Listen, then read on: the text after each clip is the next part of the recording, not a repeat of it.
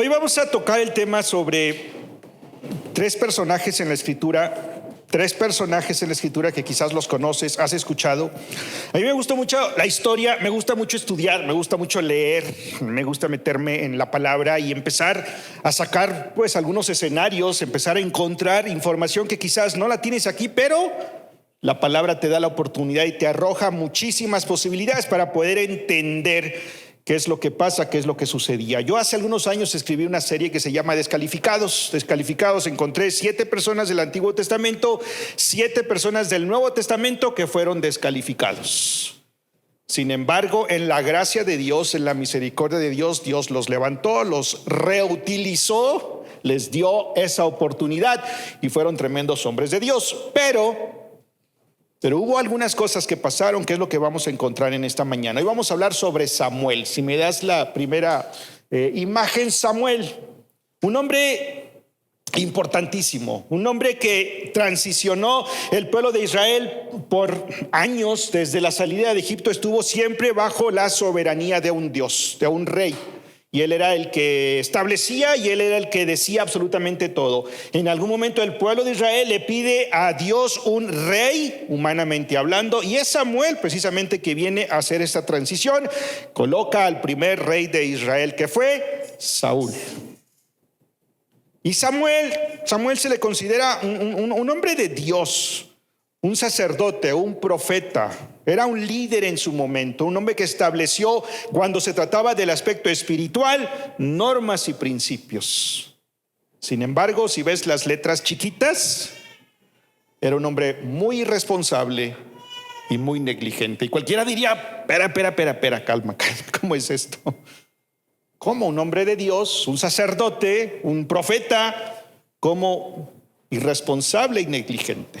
Nos vamos a ir de lleno a la palabra, no tengo mucho tiempo, así es que vamos a ir viendo muchos pasajes o varios pasajes. Y el primero es Primera de Samuel capítulo 8, si me das la imagen, Primera de Samuel capítulo 8. Y fíjate bien este pasaje. Cuando Samuel envejeció, ya grande, después de tantos años de ministerio, después del ejercicio pastoral, cuando Samuel envejeció, nombró a sus hijos como jueces de Israel. Joel y Abía, sus hijos mayores, establecieron su campamento en Bersea. Versículo 3, ahí lo tienes. Pero ellos no eran como su padre.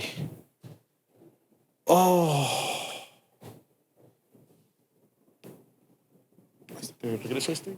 No, con esto.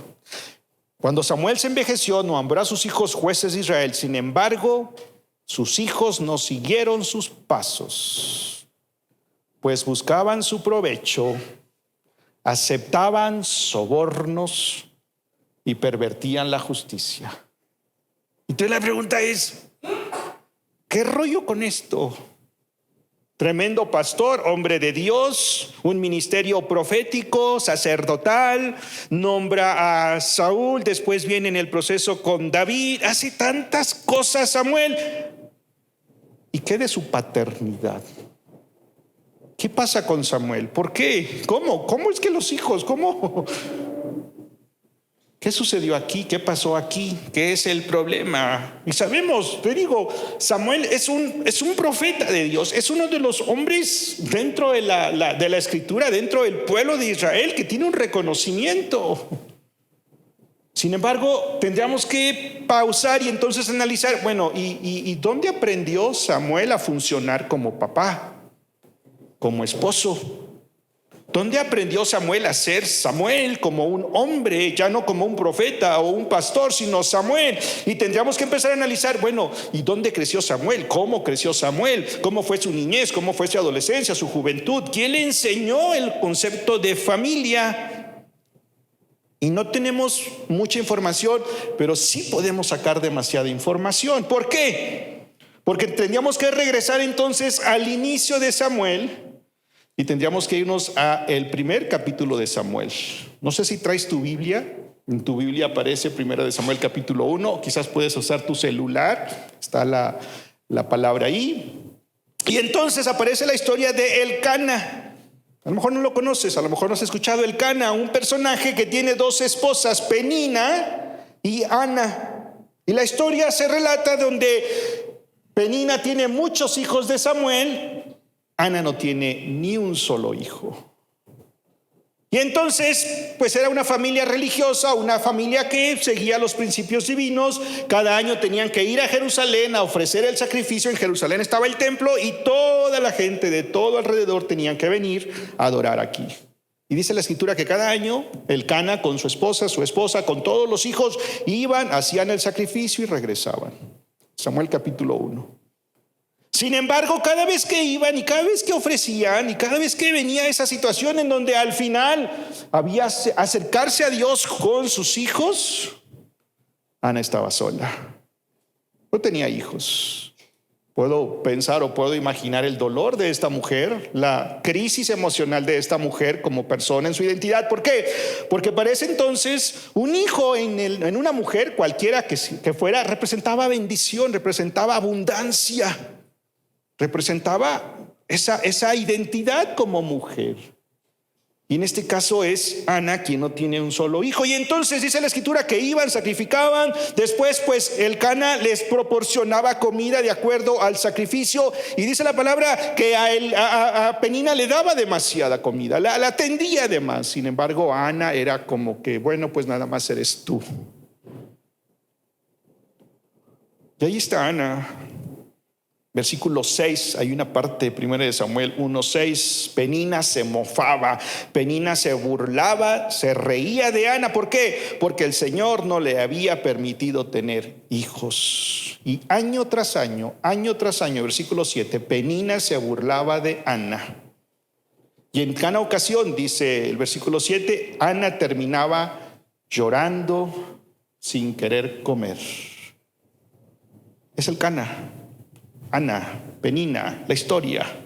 Versículo 8, ¿por qué lloras? Le preguntaba el Cana a su esposa. ¿Por qué lloras? ¿Por qué no comes? ¿Por qué estás desanimada? ¿Por qué estás triste? ¿Solo porque no tienes hijos? Y mira la respuesta, o mira la afirmación del Cana. Pero me tienes a mí. ¿Acaso no es mejor que tener 10 hijos? En otras palabras, baby, mírame. ¿Para qué quieres hijos si me tienes a mí? Imagínate la insensibilidad de este tipo, la carencia de un poquito de sentido común, irresponsable, insensible, egoísta. Estoy hablando del Cana, ¿cierto?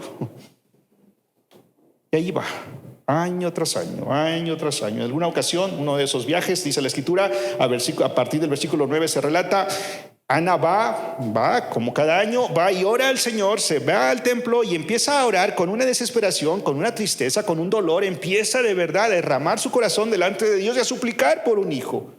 Y entonces en la intensidad de su oración, de su llanto, de su desesperación, Elí era el sacerdote en ese momento en el templo. Elí se acerca y le dice, oye, ¿qué te pasa? ¿Estás borracha? ¿Cómo es que en esa condición? Quizás estaba alterada, quizás en la desesperación. Y Ana le dice, no, Señor, ¿cómo cree? Estoy derramando mi corazón delante de Dios. Una mujer con dolor, con sufrimiento, con carencias, quizás abusada y maltratada, si vemos a este tipo ahí como esposo. Y entonces Elí le dice, que Dios conceda tu petición.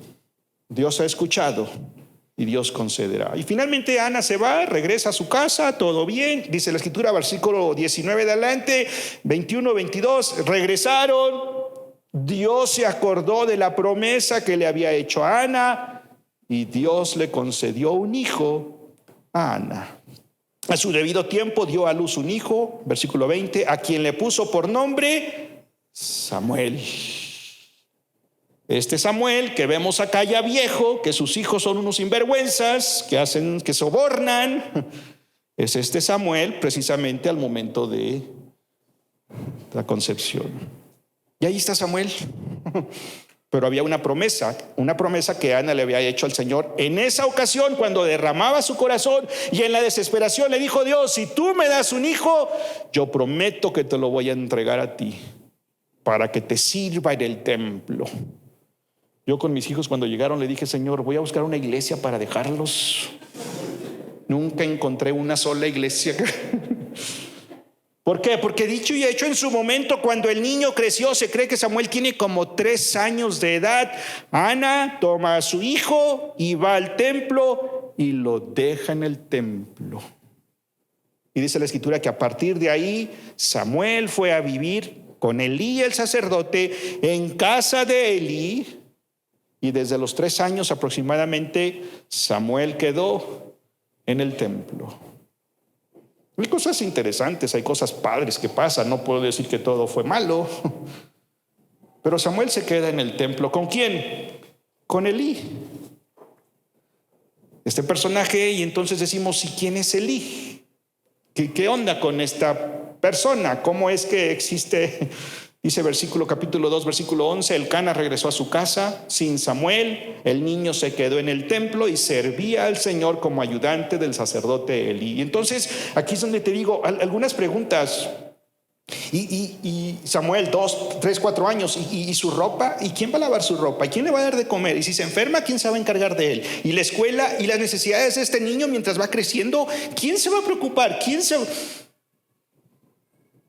Pues simplemente sacamos conclusiones, ¿no? ¿Quién termina educando? ¿Quién termina formando a Samuel? ¿Quién termina dándole una identidad? Claro, entendemos, vive dentro del templo, es criado en los principios de Dios, entiendo eso. Pero ¿qué de una paternidad? ¿Qué del concepto de familia? ¿Por qué? Porque aquí aparece algo. Si me das la siguiente imagen. Elí, el sacerdote, el pastor, el líder, tiene hijos. Sin embargo, capítulo 2, versículo 12 dice, ahora bien, los hijos de Elí eran unos sinvergüenzas que no le tenían respeto al Señor ni a sus obligaciones sacerdotales. La pregunta es, ¿qué pasa aquí? Elí, sacerdote, ministro, líder, trabajando en la obra. Y entonces ves a los hijos de Elí, estoy hablando de los hijos de Elí.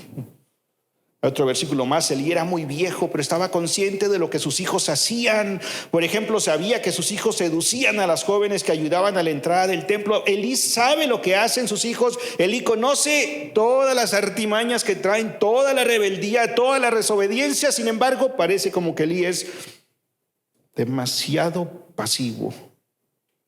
Pero es este Elí con estos hijos que finalmente termina educando y criando y formando ¿a quién? A Samuel. Entonces como que empiezas a entender un poquito, ¿no? Porque es este Elí que crió a Samuel y finalmente Samuel lo ves como papá, tremendo hombre de Dios, profeta, sacerdote, pero cuando se trata de papá, la pregunta es, ¿y dónde aprendió a ser papá Samuel? ¿Quién le enseñó a ser papá? Pues Elí. ¿Sí me explico? ¿Ves cómo en secuencia esto y lo que sucede en esta generación, sucede en esta generación y sucede en esta generación? Y cómo lo que pasa aquí y entonces se agranda acá y entonces acá es un desastre.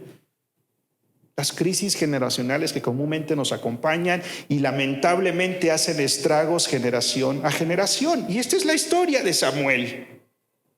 Ahora, si ves en secuencia, cuando ves a la persona de David, fíjate bien este dato, cuando ves a David como padre, es un desastre. ¿Quién tú crees que terminó educando a David? ¿Quién tú crees que terminó en algún momento cuando aquel momento en donde Dios tiene que destituir a Saúl y entonces va y escoge un nuevo rey y le dice a Samuel, ve y a la casa de Isaí y uno de sus hijos? Y entonces ya conoces la historia y finalmente es David. Y David es un adolescente, se cree que David tiene unos 12, 13 años para ese entonces. Y se cree que la relación de Samuel con David empieza a crecer tanto que a partir de ahí se considera a Samuel como un padre para David. Y no es para menos, ves a David como papá y es un tremendo desastre David. Hubo asesinatos, hubo violaciones, un hijo se sublevó, se rebeló, le quiso quitar el reino, le quitó a las mujeres. No sé si conozcas la historia de los hijos de David. Y entonces entiendes a David al ver a Samuel y entiendes a Samuel a ver a Elí y entiendes, ¿sí me explico? Tremendo hombre de Dios, un desastre como padre. Tremendo hombre de Dios, un desastre como padre. Tremendo hombre de Dios. Es triste, ¿no es cierto? Es la realidad, es la historia. Aquí la tienes, la encontramos no para mal, no para evidenciarlos a ellos. En su momento cada uno de ellos tuvo la oportunidad en Dios de hacer ese cambio. Pero quizás es la historia de nosotros. Quizás es también la historia que muchos de nosotros pudiéramos tener. La pregunta, ¿qué pasó con ellos? ¿Qué sucedió? ¿Qué falló? ¿Dónde estuvo el error? ¿Cuál fue el problema? ¿Qué fue irresponsabilidad? ¿Fue casualidad? ¿Fue negligencia? ¿Qué fue lo que pasó con ellos? Quizás exceso de trabajo. Había tantas cosas que hacer en el templo. Había tantas cosas que trabajar como pastores, como líderes, como empresarios tal vez. Había tantas cosas que ejercer en la identidad muchas veces distorsionada que algunos tienen, en donde a veces se hace tanto hacia el exterior, pero cuando se trata del interior, se es un desastre. ¿Qué sería? ¿Qué pasó? ¿Qué sucedió? Ayer, hoy, quizás es la misma historia. Vamos adelante, fíjate bien qué es lo que pasa. Y aquí pudiéramos encontrar algunos puntos. Adelante, por favor. Ayer, en aquel entonces, hoy en este presente, tenemos demasiada pasividad y permisividad de los padres. Elí sabía lo que hacían, Samuel sabía lo que hacían, sin embargo, eran muy pasivos en tomar dirección. Esto llevaba, o esto como consecuencia trajo demasiada rebeldía y necedad en los hijos. Y tanto ayer como hoy pudiera ser la misma historia. Agreguemos en muchas ocasiones el factor cultural, la sociedad que en muchas ocasiones va en contra de los principios familiares, la presión que existe, la mala comunicación, los problemas económicos, la salud, exceso de trabajo, las deudas, las adicciones, aún en muchas ocasiones estos conflictos generacionales que traemos. Para muchas otras personas son crisis de identidad. A veces viene un divorcio, a veces esa soltería, a veces la depresión, la ansiedad. Pero cuando te acuerdas es una cantidad de crisis. Y ahí van los hijos, ¿no es cierto? Generación a generación. Digo, estamos aquí, acá están mis hijos, yo estoy aquí, algún día estuve acá. Y parece como que simplemente es seguir avanzando. Y para muchas personas simplemente seguir engañándose, seguir quizás encubriendo, escondiendo, tapando realidades que hay dentro del núcleo familiar y que finalmente simplemente traen crisis tras crisis tras crisis. ¿Qué pudiéramos encontrar a través de esto? Vamos adelante. 4 puntos rapidísimo. Número 1. Padres fuertes, fíjate bien, producen o crean hijos felices. Y no hablo padres fuertes de vociferar, de un temperamento, de exigir. No. Hablo padres fuertes en su identidad como personas, en su persona, en su seguridad, en su conocimiento de Dios, en conocimiento de cómo debo de comportarme, cómo debo de actuar, cómo debo de ser. Yo como persona hablo de hombres, puede ser mujeres, esposos, padres, familia. Padres fuertes producen hijos felices. Siguiente punto, padres sanos en el intelecto, pero sanos en las emociones, pero sanos en las relaciones, sanos en el pasado. Producen hijos desarrollados, con capacidad de elección, con decisión, con talentos, con habilidades. ¿Dónde empieza? Con nosotros, papá y mamá. Padres responsables implica o traerá hijos determinados. Hijos valientes, con certeza, con seguridad. ¿De dónde empieza? En la responsabilidad que yo tenga. Papá, mamá, esposo, esposa. Y padres comprometidos traerá hijos potencializados a enfrentar el mundo. No es mayor el mundo, ¿sabías eso? Es Jesucristo en nosotros. Y Jesucristo en nosotros nos capacita para enfrentar cualquiera sea la situación. Lamentablemente es el exterior y es todo lo que hay alrededor que viene y hace estragos en la familia. Y todo empieza con nosotros como padres, como esposos. Por lo tanto, te voy a dar 8 reglas, 8 principios rapidísimo ¿Qué hacer frente a las necesidades de nuestros hijos? Hablo papás y hablo mamás. Número 1, dedícales tiempo. Dedícales tiempo. ¿Sabe lo que significa tiempo? Ayer hablábamos sobre qué complicado es manejar el tiempo, a veces ni siquiera para nuestra propia pareja. A veces entre las crisis, los problemas, el trabajo, las responsabilidades, tantas cosas que pasan en mí. Las responsabilidades que tengo como familia, con mi esposa, con el trabajo, con tantas áreas que en ocasiones el simple hecho de tener que lidiar con este huerco, decimos, no puedo, no lo entiendo. Hoy en día tenemos generaciones cada vez más apartadas una de la otra. Yo crecí muy cerca de mis abuelos. Hoy en día parece como que ya no hay tanta relación de los nietos con los abuelos. Y esto es lo que va ocasionando precisamente este tipo de situación. Dedícales tiempo. Yo sé, tenemos muchas crisis, tenemos demasiadas cosas en las que trabajar, tenemos demasiadas situaciones que tenemos que enfrentar todos los días, pero créeme, tus hijos son una prioridad y deberían de ser una prioridad. Dedícales tiempo. Yo, conforme fueron creciendo, uno de mis hijos le gusta mucho el tenis. El tenis. Yo soy futbolero, crecí con el fútbol, soy cruzazulino. Dios te bendiga, brother. Ay, Padre Santo. Y ninguno de mis hijos son futboleros. A nadie le gusta el fútbol. Uno de mis hijos le gusta mucho el tenis. El tenis, yo digo, Padre Santo, perdóname la vida, pero qué aburrido deporte. Perdóname si te gusta. Pero tuve que aprender a jugar tenis, tuve que aprender las reglas, porque era la manera como me iba a meter con mi hijo a poder tener un tiempo que a él le gusta y le satisface. Ahorita juega en la preparatoria con el equipo de tenis, está buscando becas a la universidad porque es buen jugador de tenis, pero tenía que meterme al mundo de mi hijo. Entonces a veces las mejores pláticas han sido jugando tenis, pero él se siente en su espacio. ¿Sí me explicó?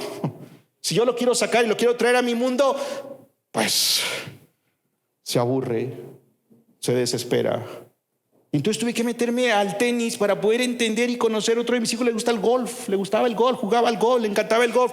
Va más dado a la política, le gusta, está estudiando ciencias políticas. Y él dice, el golf es de ricos y de políticos. Y se metió a jugar golf. Peor aún, imagínate la bolita con el hoyito ahí.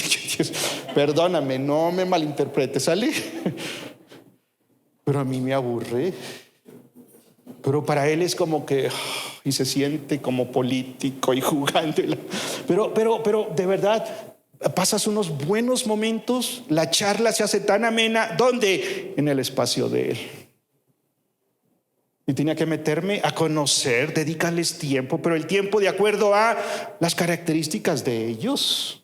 Entonces tuve que darme la libertad y la oportunidad de poder entrar al mundo, para poder conocer, para poder interactuar. Y hemos tenido momentos padrísimos. Dedícales tiempo. Los hijos necesitan tu tiempo, no tus obras. A veces llegamos cansados. Muchas veces era llegar cansado a la casa, llegar frustrado. Hey, vamos a jugar. Y yo como que, sí, claro, vamos a jugar. Y dentro de mí era... Pero era necesario ese tiempo. ¿Para quién? Para él. Necesitan tiempo nuestros hijos. Viven con muchas inseguridades, viven con alteraciones en su conducta, viven con problemas de rebeldía, viven a veces con las crisis de las exigencias de la escuela, a veces con crisis emocionales. Nuestros hijos necesitan de nosotros. Dales tiempo, dedícales un espacio de tiempo. Número 2, préstales atención. ¿Sabes lo que significa prestar atención a tus hijos? Comúnmente en consejería, muchos hijos, cuando vienen a consejería, vienen niños, adolescentes, trabajamos más con adolescentes, jóvenes. Hay algunos dibujos proyectivos que nos ayudan mucho a sacar mucha información de los chicos, cosas que los papás nos dicen, los chicos te lo van a compartir en automático. Y puedes conocer el sistema familiar más para poder entrar y ayudar. Y en muchas ocasiones me doy cuenta que los papás no conocen a los hijos. Comúnmente es que no habla con nadie. Está encerrado en el cuarto y no habla con nadie. Y dije, si supieras que tiene como 5,000 contactos allá con los que está en comunicación, contigo no habla, pero habla como con 5,000 personas. ¿Sabías eso? Que no hable contigo es otra cosa. El problema es que tendríamos que entrar a los hijos. Préstales atención. Te doy algunos datos. Esto es Estados Unidos. Yo sé que en México no pasa esto, pero en Estados Unidos sí pasa. 76% de los alumnos de prepa han copiado en un examen. Yo sé que aquí no pasa. 76% allá han copiado en un examen. 47% de alumnos de prepa han tenido relaciones sexuales. 47% de alumnos de prepa han tenido relaciones sexuales. 75% hombres, 45% mujeres han bebido alcohol. Eso es Estados Unidos. Quiero pensar que es muy parecido a México, ¿cierto? Y la pregunta es, ¿qué pasa con estos chicos teniendo relaciones sexuales a esta edad? ¿Qué pasa haciendo o llevando este tipo de vida? Algo está pasando aquí. Pregunto, ¿conoces a tus hijos? Préstales atención. ¿De verdad los conoces? ¿Sabes cuáles son sus gustos, metas, sueños, anhelos, conflictos, debilidades, crisis, miedos? ¿De verdad conoces a tus hijos? Comúnmente en consejería con los padres, dame tres nombres de los amigos favoritos de tu hijo.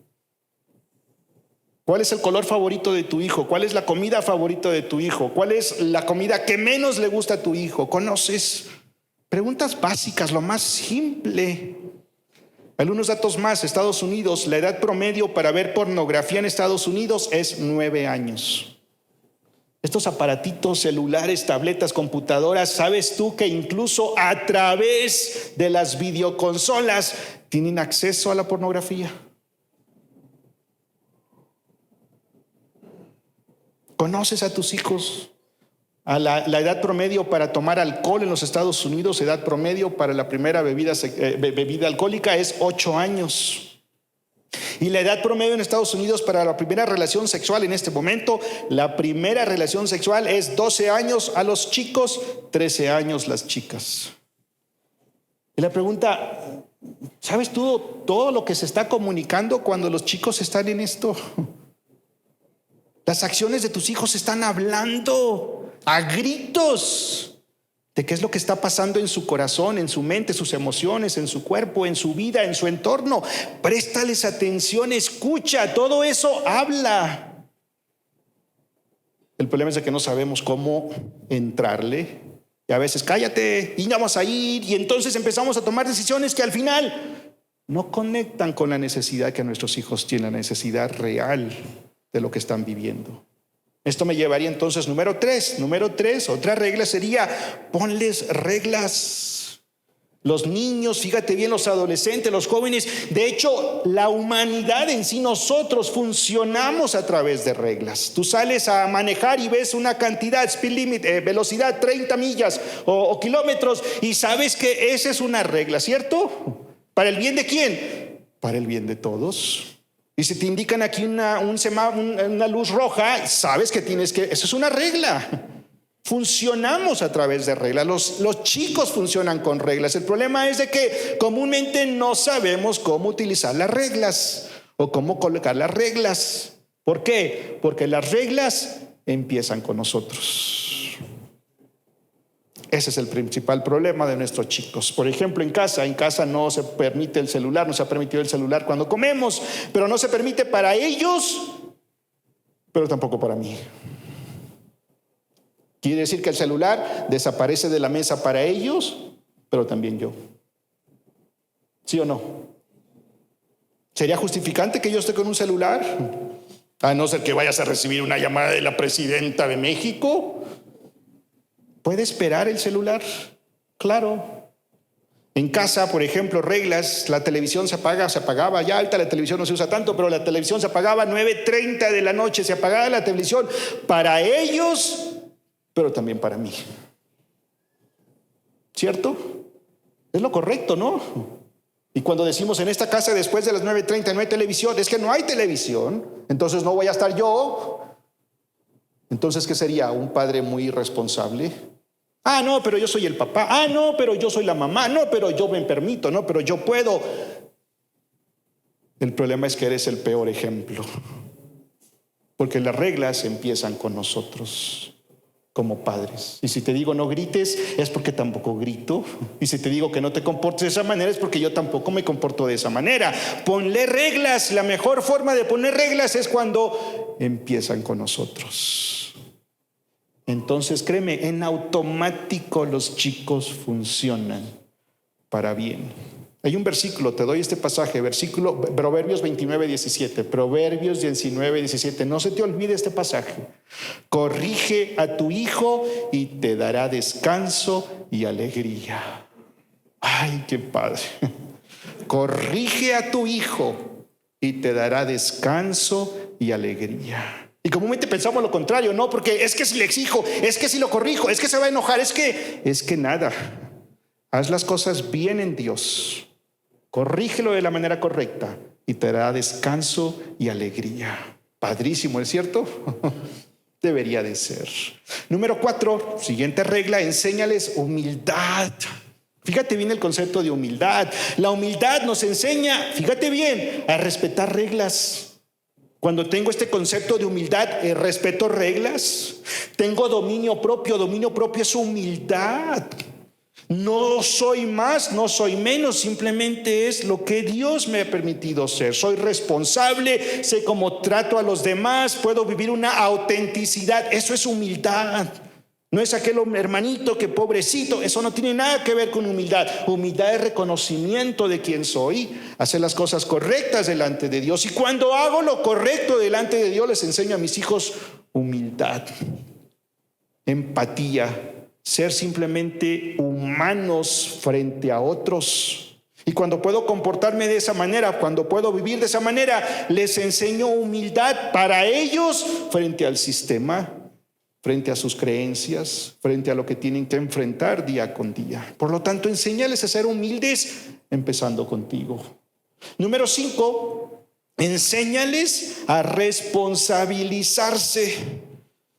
Complicado para muchos padres, porque al final es complicado cuando yo mismo no responsabilizo. ¿Por quién? Por mí.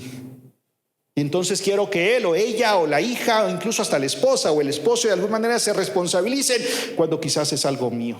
Hay 3 áreas, fíjate bien, 3 áreas donde debemos responsabilizarnos. Número 1, dice la palabra, de la abundancia del corazón habla la boca. ¿Qué significa esto? Cuida tus palabras, responsabilízate con tus palabras, la forma como hablas, como te expresas, la forma como comentas, habla de lo que hay acá.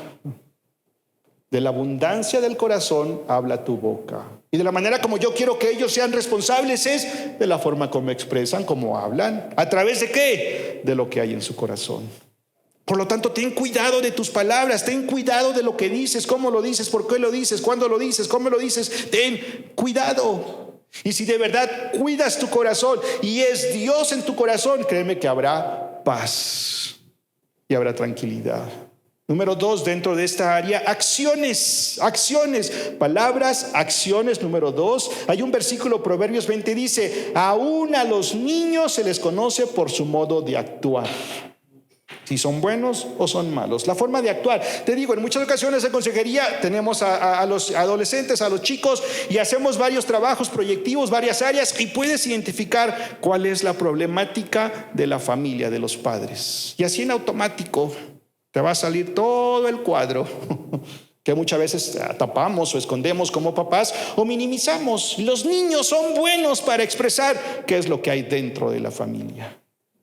Ten cuidado de tus acciones coherentes, honestas, transparentes, responsables. Y cuando tus palabras, tus acciones van de la mano, esto funciona padrísimo. Y finalmente, número 3, palabras, acciones y actitudes. Número 3 serían tus actitudes, las actitudes. Es la historia del hijo pródigo. El hijo pródigo está en lo peor de su momento, está allá en la miseria, y entonces recuerda, en casa de papá hay abundancia. ¿Cuántos en la casa de papá tienen abundancia? Yo aquí perezco. Y entonces, en el sentido común que está recibiendo en ese momento, dice, me levantaré e iré y le diré, papá, he pecado contra el cielo y contra ti. ¿Se acuerdan la historia? La actitud frente a la crisis, la actitud frente al problema, la actitud frente a lo que haya pasado. Quizás era una crisis enorme la que está pasando él, pero cualquiera sea nuestras crisis, ¿cuál es tu actitud? ¿Cómo enfrentas la situación? ¿Cómo es que enfrentas cualquiera? La economía, la salud, el trabajo, la rebeldía de los hijos. ¿Con qué actitud te enfrentas? Tus palabras, tus acciones, tus actitudes les enseñarán a ellos a ser responsables. Enséñales a ser responsables a través de ti. Número 6, exponlos al mundo real. Háblales con honestidad, la verdad. Acuérdate que mientras están bajo tu tutela, bajo tu responsabilidad, tú puedes ejercer esa autoridad. Son tus hijos. Estás preparando, educando, formando para que algún día puedan salir como seres humanos pensantes, que reaccionen, que actúen, que vivan, que tomen decisiones. Pero mientras están aquí, enséñales la verdad con transparencia, con honestidad. Háblales del mundo real, enséñales el mundo real y que puedan de verdad desde este espacio poder aprender y poder expandirse en todo el sentido de la vida. Número 7, aprende a ejercer una correcta disciplina. Ese es un problema serio, ¿sabías? En nuestros hijos. Pero la disciplina o el problema de la disciplina no empieza con ellos o no termina en ellos, más bien empieza con nosotros. Si algo tenemos es que somos muy indisciplinados como parejas y tenemos serios problemas cuando se trata de la disciplina. ¿Por qué? Porque la disciplina empieza conmigo, en mi forma de actuar, de pensar, de ser, de vivir, en mi forma simple y sencillamente de ver la vida. Y para muchas personas se vive con mucha indisciplina. A veces cuando se trata de los hijos se piensa en castigos. La disciplina no es castigo, tiene nada que ver el castigo con la disciplina. Quizás el castigo es la consecuencia cuando no existió o cuando no se actuó de acuerdo a la disciplina que se ejerció. Lamentablemente para muchas personas es mal usado el concepto de castigo, disciplina, y entonces se amenaza, se intimida o se amaga con te voy a hacer, te voy acá, te voy allá. Eso no es disciplina. Y disciplina tiene que ver con principios, con honestidad, con límites, con hablar, con enseñar, una forma de pensar, una forma de ser, hablar sobre valores, creencias, fortalezas. Eso es disciplina. Eso es empezar a guiar, a dirigir a nuestros hijos. Cuando lo hacemos así, aseguras un destino, una vida disciplinada para lo que se quiere conseguir, ¿cierto? Pregunto, ¿y tú lo has conseguido? Tú lo tienes como persona, tú lo tienes como papá, tú lo tienes como mamá, tú lo tienes como esposos. Esa disciplina con mis valores, mis creencias, mis fortalezas que me mantienen enfocado y que puedo seguir en el proyecto de vida que tengo. Empieza no con nosotros esa disciplina. Genial, ¿cierto? Sería padrísimo. Lamentablemente, en muchas ocasiones no es así. Hay un versículo: castiga a tu hijo, Proverbios 19, castiga a tu hijo mientras haya esperanza. ¿Por qué? Porque tarde que temprano tendrá que tomar sus decisiones y tarde que temprano tendrá que salir de ese espacio y tarde que temprano pues hará quizás cosas que a lo mejor no te agraden, no te gusten. Y dice la palabra, castígalo, disciplínalo, enséñale mientras haya esperanza. Y esto me llevaría al número 8, punto número 8, acércalos sinceramente a Dios. Padrísimo. Acércalos a Dios, un encuentro con Jesús, a una relación con Dios auténtica, genuina, con valores, con principios, con honestidad, con transparencia, con honor. Enséñales a vivir en un mundo caído, en un mundo disfuncional, sí, pero mayor es el que está en nosotros que el que está en el mundo. Y entonces empieza con las decisiones que nosotros tendríamos que empezar a tomar, la disciplina que ejercemos, el dominio propio que debo de tener sobre mí mismo y hasta dónde yo puedo caminar en una soberanía en Dios. Les platicaba hace rato, está mi hija Alexa. Alexa es mi hija y la bebé también es mi hija. Alexa no es la mamá. Y Alexa tendría algunos 3 años y andábamos en alguna tienda, no recuerdo exactamente, andábamos en una tienda y había unos dulces, me acuerdo, unas paletas, había muchas cosas, y Alexa agarró una paleta que no me dijo nada. Ya cuando estamos en la camioneta me escucho que está abriendo y dice, mira papi, muy así como que orgullosa y feliz, chupando su paleta. Y yo como que, ¿y qué es eso? Lo agarré de la tienda. ¿Cómo que lo agarraste de la tienda? ¿Por qué lo agarraste? Pero ahí está. No. Y yo me acuerdo que había visto a un guardia de seguridad al salir. Ahí estaba, no sé qué tienda era. Y entonces dije, vamos a regresar. Hay que hablar, tú te robaste esa paleta. No, papi, empezó a llorar. Y me acuerdo que nos bajamos, íbamos caminando y me agarraba del pie la niña, 3 años, llorando. Por favor, ¿pero por qué? Y llegué, me acuerdo al policía, señor, esta niña, mi hija, agarró una paleta, se robó la paleta. Y yo así como que muy ceremonioso, acá ya sabes, vaya. Y el señor entendió, pásele por favor, allá lo esperan. Y llegué allá a la dependiente, lo primero que le digo, la niña se robó una paleta. Y la niña con un Y la dependencia, no, no se preocupe, no me ayudes, estoy diciendo que... Yo lo que quería es que entendiera, a veces cosas tan simples, ¿no? Como que no pasa nada. El no pasa nada se convierte en una crisis mayor. Acércalos a Dios. ¿Cómo? A través de relación con Dios. A través de tu propia relación con Dios, acércalos a Dios, viviendo bajo principios, viviendo en la honestidad, viviendo en la responsabilidad que tú y yo tenemos. Te puedo asegurar un futuro padrísimo para nuestros hijos. ¿Te quieres poner de pie? No sé con quién estés ahí. Si está tu esposa, tu esposo, tómense de la mano. Quizás están tus hijos ahí. Tómense, hagan un circulito ahí como familia, si es que está la familia junto. Tómense ahí, quizás estás solo, acércate a alguien, un amigo, quien esté ahí a tu lado, no sé, cualquier persona que esté a tu lado, simplemente júntense. Dale gracias a Dios por tu familia, tu esposa, tu esposo, tus hijos. Dale gracias a Dios por lo que Dios les ha provisto, lo que Dios les ha dado. Una familia, un hogar, padres, quizás una profesión, quizás un trabajo, no sé cuál sea. Dale gracias a Dios por tu familia y haz un compromiso de poner reglas, de caminar en responsabilidad, de empezar a caminar en la perfecta voluntad de Dios. ¿Para bien quién? Para bien tuyo, para bien de tus hijos y de tus generaciones. Dios mío, gracias porque eres un Dios bueno, un Dios maravilloso, un Dios paciente, un Dios clemente, un Dios de segundas, terceras, cuartas oportunidades. Gracias, Dios mío, porque estamos aquí en medio de crisis, quizás problemas, necesidades. A veces simplemente no sabemos qué hacer. Por eso venimos a ti, por eso recurrimos a ti. Gracias por la familia. Pido tu bendición sobre cada uno de mis amigos aquí. Escucha la plegaria, escucha la voz, Dios mío. Trae paz, trae sanidad, trae liberación, trae contentamiento, trae guía, trae responsabilidad. Que seas tu Dios y Señor de nuestra casa, que seas tu Dios y Señor de nuestras familias. Te lo pedimos en nombre de Jesús. Amén.